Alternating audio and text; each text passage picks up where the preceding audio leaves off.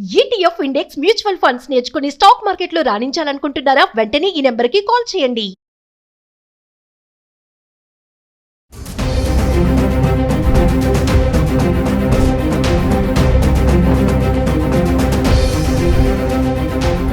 నమస్తే, welcome back to Suman TV. ప్రస్తుతం మనతో పాటున్నారు అనలిస్ట్ మందరి కృష్ణారెడ్డి గారు. నమస్తే సార్. నమస్తే అమ్మా.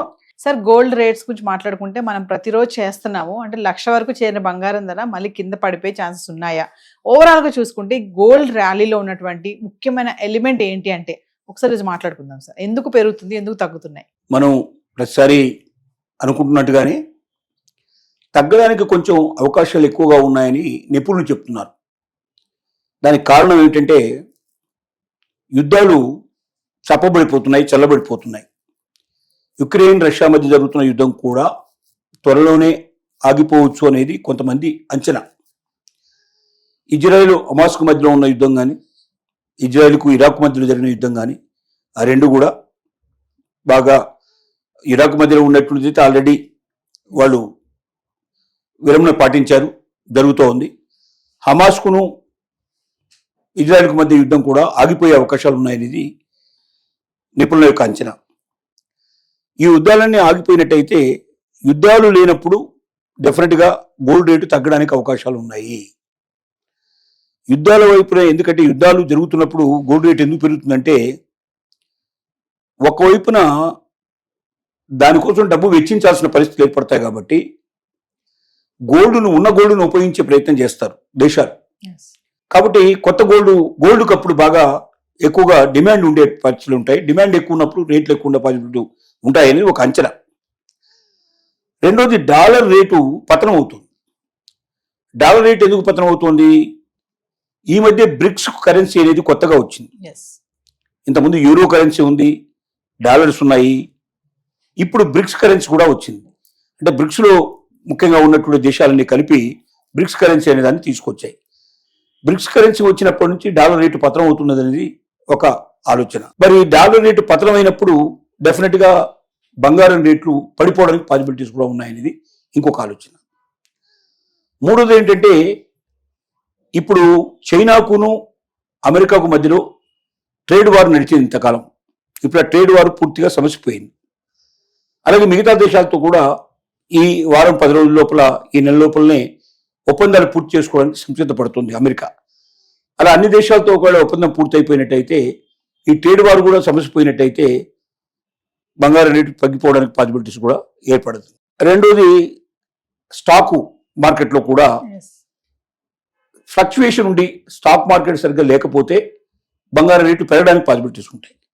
కానీ స్టాక్ మార్కెట్ స్థిరంగా ఉండి ఇన్వెస్ట్మెంట్ ఎక్కువగా స్టాక్ మార్కెట్లోకి వెళ్ళినట్టయితే ఆటోమేటిక్గా బంగారం రేటు పడిపోయే పాసిబిలిటీస్ ఏర్పడతాయి. వీటన్నిటిని దృష్టిలో పెట్టుకొని రోజు రోజుకి బంగారం రేటు తగ్గిపోయే అవకాశాలు ఉండొచ్చు. సుమారు 70,000 దాకా కూడా వచ్చినా ఆశ్చర్యపడాల్సిన అవసరం లేదు అంటూ ముఖ్యమైన వ్యక్తులు కానీ, అట్లాగే మనకు సామాజిక మాధ్యమాల్లో కానీ ఎక్కువ వినిపిస్తున్న మాట. కాబట్టి ఖచ్చితంగా కొని తీరాలనుకున్న వాళ్ళు ఎవరైనా ఉంటే కొంచెం ఆలోచించి కొద్దిగా టైం వేచి చూసుకుంటే బాగుంటుందేమో అనేది నిపుణుల సలహా. దాని ప్రకారంగా ఇప్పుడు మనకు ఆషాఢ మాసం పూర్తయిపోయింది, శ్రావణ మాసం వస్తుంది. శ్రావణ మాసంలో ఎక్కువగా పెళ్లిళ్ళు, పేరెంటాలు చాలా జరుగుతాయి, అవకాశాలు ఉన్నాయి. డిమాండ్ కొద్దిగా పెరిగే అవకాశాలు ఉన్నాయి. కానీ రేటు విపరీతంగా పెరిగింది కాబట్టి కొనేవాళ్ళ సంఖ్య కూడా తగ్గింది. ఈ రెండింటి మధ్య వేరీస్ వేసుకున్నప్పుడు డెఫినెట్గా కొనుగోలు తగ్గుతాయి. కొనుగోలు తగ్గినట్టయితే ఆటోమేటిక్గా రేటు పడిపోయే అవకాశాలు ఉంటాయనేది కూడా నిపుణుల అంచనాలు. వీటన్నిటిని దృష్టిలో పెట్టుకొని కొంచెం వెయిట్ చేసే ధోరణి మంచిది.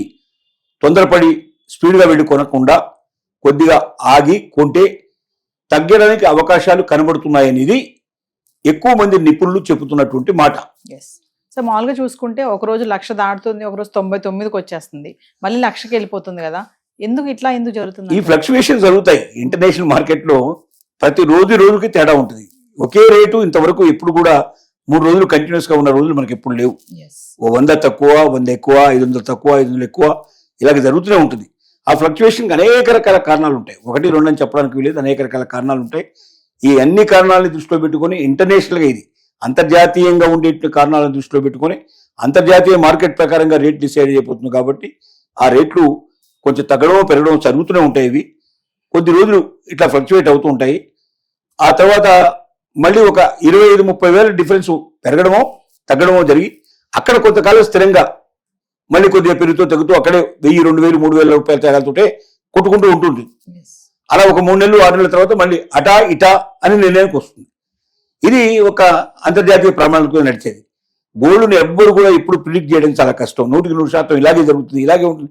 ఎప్పుడు యుద్ధం వస్తుందో మనం చెప్పలేం కదా, ఎప్పుడు డాలర్ పతనం అవుతుందో మనం చెప్పలేం కదా, ఎప్పుడు స్టాక్ మార్కెట్లు పతనం అవుతాయో మనం చెప్పలేం కదా. వీటన్నిటి మీద ఎప్పుడు యుద్ధాలు మొదలవుతాయో చెప్పలేము మనం, ఎప్పుడు ట్రేడ్ వార్లు స్టార్ట్ అవుతాయో మనం చెప్పలేము. వీటన్నిటి మీద ఆధారపడ్డదే బంగారం. కాబట్టి బంగారం రేటు తగ్గిందా పెరిగిందా ఎలా అయింది అనేది ఇన్ని కారణాల మీద ఆధారపడుతుంది. ఇవి ఎప్పుడు ఎలా వస్తాయో ఎవరైనా చెప్పగలరా? అవి తెలిస్తే, ఆ డేట్లు తెలిస్తే ఇది చెప్పడం మనకు ఈజీ అవుతుంది. ఆ డేట్లు మనకు తెలియదు కాబట్టి అలాంటివి ఏమీ జరగకుండా ఉంటే ఏం జరుగుతుంది, అలాంటివి జరిగితే ఏమవుతుంది చెప్పగలం తప్ప అంతకన్నా మించి చెప్పలేము. ఇప్పుడు పెళ్లిళ్ళ సీజన్ వస్తుంది కాబట్టి కొంచెం డిమాండ్ మళ్ళీ పెరిగే ఛాన్సెస్ ఉన్నాయి అనుకోవచ్చు అంటారు. ఉన్నాయి, కానీ అట్ ద సేమ్ టైం ఏంటంటే రేటు విపరీతంగా పెరిగింది కాబట్టి ఈ టైంలో ఎక్కువ డిమాండ్ చేసే పరిస్థితులు కూడా లేవు అంటున్నారు. అంటే మధ్యతరగతి వాళ్ళు కొనేటువంటి పరిస్థితులు లేవు, ఉన్నత వర్గాలు మాత్రమే కొనే అవకాశాలు ఉన్నాయి కాబట్టి దాని వైపున వాళ్ళు ప్రయత్నం చేస్తూ ఉన్నారు. కాబట్టి ఎక్కువగా పెరిగే అవకాశాలు లేవు అనేది నిపుణుల యొక్క అభిప్రాయం. Thank you.